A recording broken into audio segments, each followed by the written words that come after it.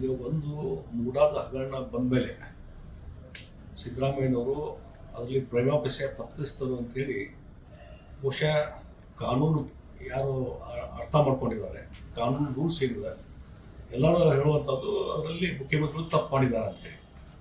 ಮತ್ತು ಎಷ್ಟೋ ದಿನಗಳ ನಂತರ ಅದು ಹಗರಣ ಹೊರಗೆ ಬಂದು ಎಷ್ಟೋ ದಿನಗಳ ನಂತರ ಆ ಸೈಟ್ಗಳನ್ನು ವಾಪಸ್ ಕೊಡ್ತಾರೆ. ಬಹುಶಃ ಅವರು ಸೀನಿಯರ್ ಕೌನ್ಸಿಲ್ ಅವರಿಗೆ ಅಡ್ವೈಸ್ ಮಾಡಿರ್ಬೋದು ಸಿದ್ದರಾಮಯ್ಯ ಅವರಿಗೆ, ನೀವು ವಾಪಸ್ ಕೊಟ್ಬಿಡ್ರಿ ಅಂತೇಳಿ. ಬಿಗಿನಿಂಗ್ಗೆ ವಾಪಸ್ ಕೊಡೋದಿಲ್ಲ ಅಂತ ಹೇಳಿದ್ರು.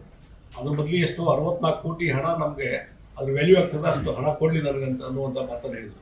ಈಗ 64 ಕೋಟಿ ಮಾತೂ ಇಲ್ಲ, ಮತ್ತು ಆ ಸೈಟ್ಗಳನ್ನು ವಾಪಸ್ ಕೊಟ್ಟಿದ್ದಾರೆ without condition, unconditionally return the plots to the MUDA. ಅದಕ್ಕೆ ಇದ್ರ ಮೇಲೆ ಏನಾಗ್ತದೆ, ಅವ್ರು ಎಲ್ಲೋ ಒಂದು ಕಡೆ ತಪ್ಪು ಮಾಡಿದ್ದಾರೆ ಅಂತ ಅನಿಸಿದೆ.